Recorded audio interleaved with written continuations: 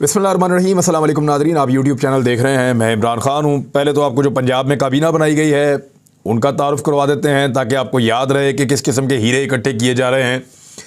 काबीना बनाने के लिए सबसे पहले जो 11 रुकनी काबीना है जिसका ऐलान हुआ है, मोहसिन नकवी ने अपनी काबीना बनाई है और ज़्यादातर किसी न किसी अहम शख्सियत के रिश्तेदार लोग हैं। SM तनवीर साहब हैं, ये लेक सिटी के मालिक हैं। गौहर एजाज साहब उनके साथ शराकतदार हैं। गौहर एजाज साहब जो हैं वो सिटी 42 में मोहसिन नकवी के पार्टनर हैं। अब आप अंदाज़ा लगा लीजिए कि मोहसिन नकवी साहब के जो पार्टनर हैं उनके जो रिश्तेदार हैं उनको जो है वो लगा दिया गया है। और ये तो एक आ गए, एक नाम ये आ गया SM तनवीर साहब, ये पार्टनर हैं इनके पार्टनर के। डॉक्टर जावेद अकरम साहब हैं, ये PMLN के मेंबर कौमी असम्बली हुआ करते थे। मरहूम मलक साहब और उनकी जो है वो भाई हैं, जस्टिस मलक कयूम जो हैं बहुत मशहूर, उनके भी भाई हैं।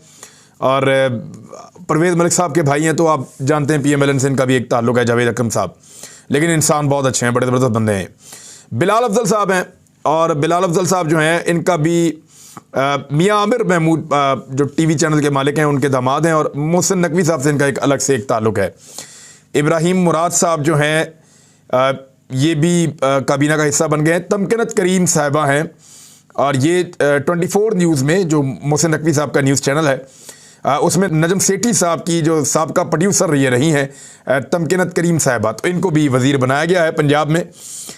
डॉक्टर जमाल नासिर साहब कारोबारी शख्सियत हैं और सिटी लैब्स पिंडी के मालिक हैं। इसके बाद सुहेल वड़ाइच साहब के मुबैना तौर पे करीबी अजीज़ हैं, बरादर निस्बती। और मंसूर कादिर ये हायर एजुकेशन के मिनिस्टर हैं। वहाब रियाज ये 24 चैनल के ऊपर ट्रांसमिशन करते रहे हैं स्पोर्ट्स के हवाले से, बड़े अच्छे शानदार क्रिकेटर हैं और 24 न्यूज़ के साथ इनका एक ताल्लुक़ है। मोहसिन नकवी के दोस्त भी हैं। आमिर मीर जो हैं ये जनाब हामिद मीर का भाई है, और ये गूगली के नाम से एक YouTube चैनल भी चलाता है, और उसके अंदर ये बहुत अजीब-ओ-गरीब, आप वो चैनल देखेंगे तो आपको आइडिया हो जाएगा कि इंतहाई फ़ज़ूल किस्म की हरकत और फ़ज़ूल किस्म की इनकी जो है वो जर्नलिज़म करने की ये कोशिश करते हैं। पीपल्स पार्टी के बहुत करीब हैं, जरदारी साहब के बहुत अच्छे दोस्त हैं। मैंने आपको पहले बताया कि हामिद मीर जो है उसको कभी भी आप इस गलतफहमी में ना रहिएगा कि वो PMLN को कभी सपोर्ट कर सकता है। एक्चुअली वो आसिफ अली जरदारी साहब का सपोर्टर है और हमेशा हर बुरे हालात में आसिफ अली जरदारी को रेस्क्यू करने के लिए आता है हामिद मीर।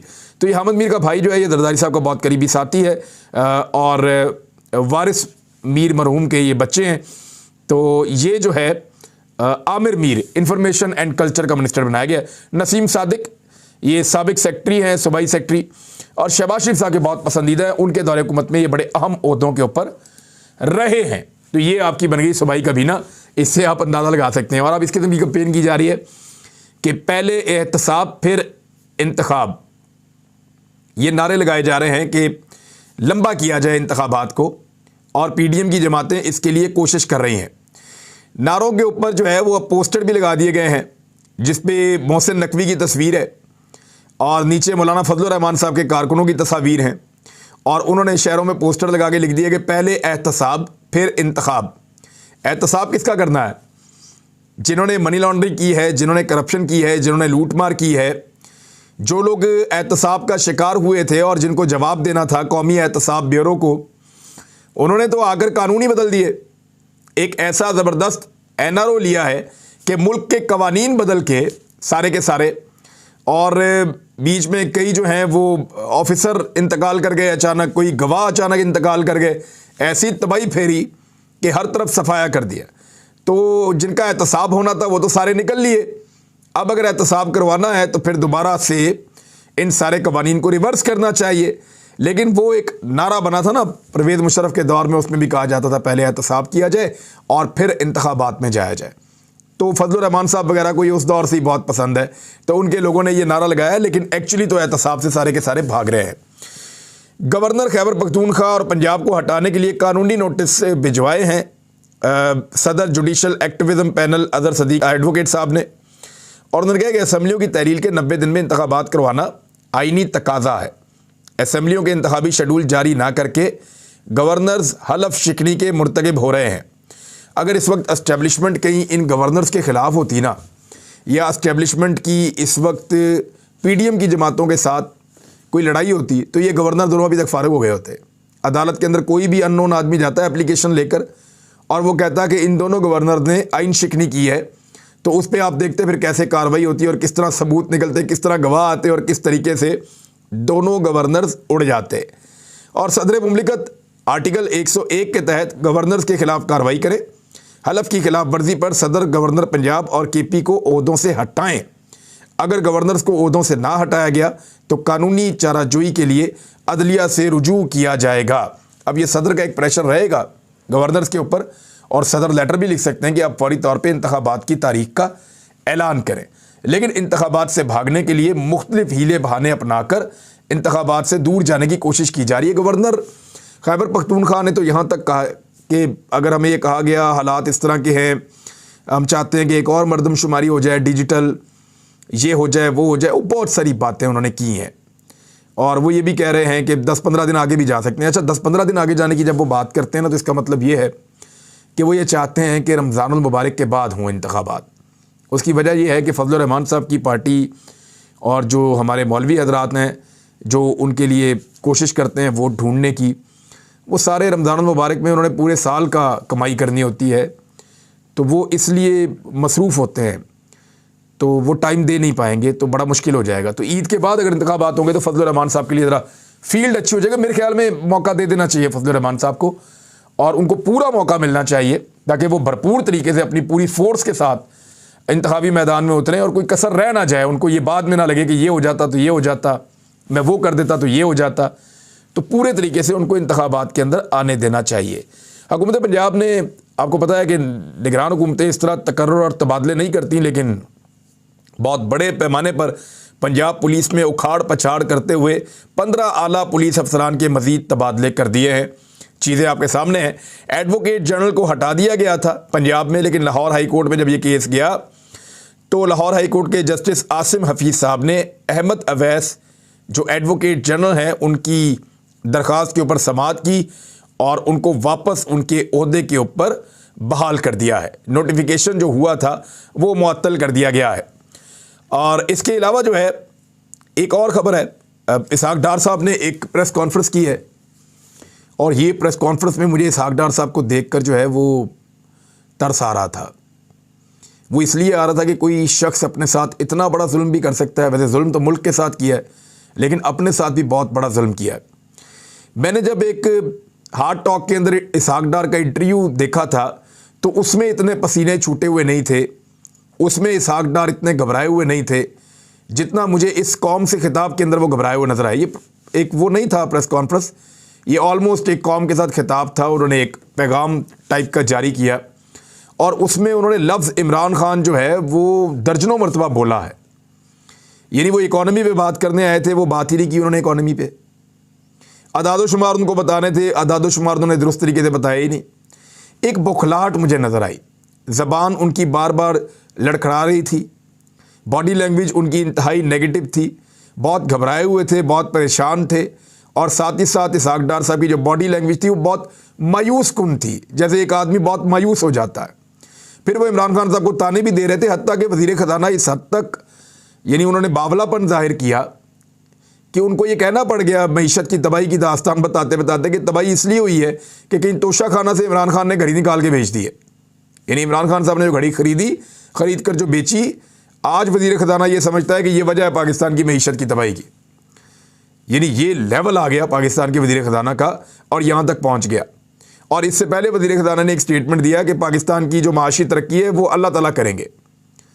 भाई अल्लाह रब्बुल इज़्ज़त तो सब अच्छा ही करते हैं, हम ही अच्छा नहीं करते। और अल्लाह रब्बुल इज़्ज़त का हुक्म है कि अपनी मदद आप करनी पड़ेगी।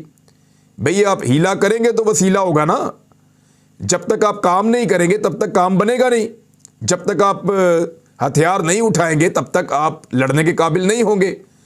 ऐसा तो नहीं हो सकता कि आप बैठे रहें चौकड़ी मार के और आपकी जगह पे आगे लड़ाई कोई और लड़के चला जाए, ऐसा नहीं हो सकता। तो इसहाक डार साहब ने एक बड़ी भोंडी और बड़ी अजीबोगरीब बात की है और शिकस्त खुर्दा बात की है। ये इसहाक डार साहब के रोज़ नए कारनामे सामने आ रहे हैं और हम आपको बताते भी जा रहे हैं। मिसाल के तौर पे यूरोप, अमेरिका और बरतानिया में जो पाकिस्तानी सफारत खाने हैं उनके मुलाजमीन को 6 महीनों से तनख्वाह नहीं मिली। 6 महीने हो गए हैं पाकिस्तानी सफारत खानों को वहाँ पे तनख्वाह नहीं मिल रही। और ये मैं आपको बता रहा हूँ कि डॉलर की ऊंची उड़ान और ख़राब माशी सूरत हाल जो है उसकी वजह से अमेरिका, कनाडा, यूरोप और बरतानिया में पाकिस्तानी सफारत खानों में काम करने वाले मुलाजमीन तनख्वाहों से महरूम हैं और लगभग 6 महीने हो गए हैं कि इनको तनख्वाहें नहीं मिल रही। और हालात ये हैं वहाँ पे कि तनख्वाहें और हाउस रेंट ना मिलने से मुलाजमीन माली बदहाली का शिकार है और इन्हें हर माह कहा जाता है कि इस माह तनख्वाह मिल जाएगी। यूरोपीय ममालिक बरतानिया, अमेरिका और कनाडा में मुलाजमीन को हाउस रेंट अदा ना करने पर मकानात खाली कराने के नोटिस भी मिल चुके हैं। दर्जनों मुलाजमीन हाउस रेंट अदा ना करने पर अजीज़ो अकारब के यहाँ रहने पर मजबूर हैं। ये हालात पैदा कर दिए सागडार साहब ने कि पाकिस्तान के जो सफारत खाने, और इन हालात में भी जब सैर सपाटे पे निकलते हैं ना बिलावल साहब, तो प्राइवेट प्लेन पे जाते हैं, साथ में पूरा अपने लाउड लश्कर लेकर जाते हैं और सरकारी खर्च के ऊपर दुनिया के बेहतरीन होटलों के अंदर ठहरते हैं। अभी जब पैसे मांगने के लिए गए तो यूरोप की बेहतरीन चेन के अंदर ये लोग ठहरे। ये पैसा कहाँ से आता है? अगर ये पैसा ये अपनी जेब से भी ले जाते तो पाकिस्तान से ही डॉलर निकाल कर ले जाते ना। तो बात ये है कि पाकिस्तान की इज्जत पाकिस्तान के सफारत खानों से होती है। वो सफारतकार बेचारे जो किराए के मकानों में रहते हैं उनको नोटिस आ गए हैं कि किराया दो या मकान खाली करो, और यहाँ से ना हाउस रेंट जा रहा है और ना उनको तनख्वाहें दी जा रही हैं। और ये 6 महीने की कहानी है जो अब छपती जा रही है हर जगह के ऊपर। हुकूमत ने जो बैंकों से हासिल करदा कर्ज़ों में 1000 अरब का इजाफा कर दिया है। स्टेट बैंक के अदाद-ओ-शुमार के मुताबिक हुकूमत की जानिब से आलमी इदारों के साथ साथ बैंकिंग सेक्टर से कर्जा लेने का सिलसिला जारी है। 1 जुलाई से लेकर 14 जनवरी तक, यानी सारा का सारा शहबाज शरीफ, नवाज शरीफ, जरदारी, बिलावल, मरियम नवाज और मौलाना फजल रहमान और बाकी सारी जमातें भी, इनके दौरे हुकूमत का डाटा मैं आपको दे रहा हूँ। 1 जुलाई से 14 जनवरी तक हुकूमत ने बैंकिंग सेक्टर से 1300 अरब रुपए के कर्ज ले लिए हैं, जबकि गुज़िश्ता माली साल इसी मुद्दत के दौरान हुकूमत ने 320 अरब रुपए के कर्ज लिए थे। यानी इमरान खान साहब ने 320 अरब रुपए के कर्ज लिए थे, जबकि शहबाज शरीफ साहब ने 1300 अरब रुपए के कर्ज लिए हैं। ये है वो फ़र्क जो अब आपको समझना चाहिए और आपको नज़र भी आना चाहिए। सोने की कीमत जो है वो पहली मरतबा पाकिस्तान की तारीख में 2 लाख रुपया फ़ी तोला हो गई है। यानी गरीब आदमी तो ये भूल ही जाए कि वो अपनी किसी बच्ची की शादी के ऊपर कोई सोने के अंदर तोहफ़ा दे सकता है या कोई ऐसी चीज़ फराम कर सकता है। और हालात यहाँ तक पहुँच गए हैं कि माहिर मईशत इशफाक हसन साहब, उन्होंने एक स्टेटमेंट दिया। उन्होंने कहा कि आज हम ऐसी जगह खड़े हो गए हैं जो IMF कहेगा वो हम मानेंगे। यानी पाकिस्तान को वहाँ पहुँचा दिया कि जहाँ सारी शराइत हमसे मनवाई जा सकती हैं, कोई भी शर्त मनवाई जा सकती है। दुनिया के ममालिक ने अपनी शराइत मनवाई हैं। श्रीलंका को कहा गया अपनी फ़ौज कम करो, बाकी मुल्कों को भी यही कहा गया अपने अखराजात कम करो और अपना दिफाई बजट कम करो। तो अगर पाकिस्तान को यह कहा गया तो पाकिस्तान क्या करेगा?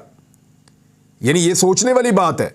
जिन लोगों ने ये रजीम चेंज ऑपरेशन का घटिया तजर्बा करके पाकिस्तान पे ये तजर्बाकार लागे बैठाए हैं और बेड़ा गर्क किया इस मईशत का, उन लोगों को इस बात का एहसास नहीं हो रहा कि जब हम डिफ़ॉल्ट के करीब पहुंच जाएंगे, हालात तो वहां तक पहुंच गए हैं। 3.7 अरब डॉलर पाकिस्तान के बाद टोटल रह गया है 16.2 अरब डॉलर से कम होके। यहां तो हम पहुंच गए हैं। अब पैसा है नहीं आपके पास, अदरक और लहसुन आप छुड़वा नहीं सकते, प्याज आप छुड़वा नहीं सकते कंटेनर्स के, दालों का स्टॉक आपका 15 दिन का रह गया है, दवाइयों का खाम माल पाकिस्तान में ख़त्म हो गया है। ये सारा कुछ जिस मुल्क के अंदर हो रहा हो, वहां जब बैठ के आप रीनेगोशिएट करेंगे आलमी इदारों के साथ तो वो अपनी शराइत मनवाएंगे। और हम सब जानते हैं, अपने गिरबानों में आप झांक कर देखें, हम सब जानते हैं कि वो क्या शराइत मनवाएंगे और हमें उन शराइत को मानना पड़ेगा। वजह यह है कि आपके शौक पूरे नहीं हो रहे थे, ये आपने अपना शौक पूरा कर लिया है। उन्होंने कहा कि 75 साल में IMF ने हमें आज बेबस कर दिया है। 25 करोड़ आबादी वाला न्यूक्लियर पावर मुल्क आज दस्त नगर हो गया है। आज हमें इस जगह खड़ा कर दिया गया है जिसकी कोई हैसियत ही नहीं है। उन्होंने कहा IMF के साथ डील में कोई इकोनॉमिक्स नहीं होती, बार्गेनिंग होती है। 2008 में मैं वजीर खजाना था, IMF के साथ डीलिंग कर चुका हूं। आईएमएफ ने कहा कि डॉलर को 85 रुपये पर ले जाएं। जब वजह पूछी कि क्यों डॉलर 85 रुपये पर होना चाहिए, फिर आईएमएफ के साथ बारगेनिंग के बाद डॉलर के 70 या 72 रुपये तय किए थे। उनका कहना था कि पॉलिटिकल इकोनॉमी होती है, खालिस इकोनॉमी सियासत में नहीं होती। यानी वो ये बताना चाह रहे हैं कि कभी भी वो इन बातों के ऊपर नहीं आएंगे, वो अपना फ़ायदा और नुकसान देखते हैं और वो मुतालबात मनवाएंगे जो आलमी ताकतें आपसे मनवाना चाहती हैं। आपकी मईशत को पहले कमज़ोर करते हैं, उसके बाद वो अपने मुतालबे मनवाते हैं। और असद उमर साहब का आज का स्टेटमेंट तो और अजीब चीज़ है, यानी अभी भी एस्टेब्लिशमेंट के शौक पूरे नहीं हुए। असद उमर ने कहा कि हमें न्यूट्रलिटी नज़र नहीं आ रही, अरकान तोड़ने के लिए राब्ते किए जा रहे हैं। उन्होंने दावा किया कि हमें न्यूट्रलिटी के आसार इसलिए नज़र नहीं आ रहे कि पीटीआई अरकान असम्बली ने बताया है कि उनसे राब्ते किए जा रहे हैं और पैगाम दिया जा रहा है कि इनका मुस्तकबिल पीटीआई के साथ नहीं है, यानी पाकिस्तान तहरीक इंसाफ का कोई मुस्तकबिल नहीं है। वो जो इमरान खान साहब बात करते हैं कि कांटा लगा दिया गया इमरान खान के नाम के ऊपर, वैसे ये लोग बताया करते थे माजी में कि नवाज शरीफ और नवाज शरीफ की फैमिली के नाम के ऊपर बहुत बड़ा कांटा लग चुका है, बहुत बड़ा क्रॉस लग चुका है। वो फैमिली अब सर पे बैठी हुई है पाकिस्तान की एस्टेब्लिशमेंट के। राणा सनाउल्लाह साहब ने कहा है कि इमरान खान को गिरफ्तार करने का इरादा नहीं है, लेकिन उनके बयानात से लगता है कि वो गिरफ्तार होना चाहिए, यानी उन्होंने कहा गिरफ्तार होना चाहिए, उनके बयानात से ऐसा लगता है। इमरान खान साहब ने जो आसिफ अली जरदारी के बारे में बात की है, उस पर पीपल्स पार्टी का ये कहना है कि वो इमरान खान साहब पे केस करेंगे, वरना इमरान खान साहब साबित करें कि आसिफ अली जरदारी साहब ने जो है वो सुपारी दी है इमरान खान साहब को कत्ल करने की किसी कलअदम तंजीम को। इस तरह की चीज़ों को साबित कैसे किया जाता है, साबित कैसे किया जाता है? बेनज़ीर भुट्टो के कातिल तो आज तक आप लोग पकड़ नहीं सके और इमरान खान से कह रहे हैं कि ये बात साबित करें।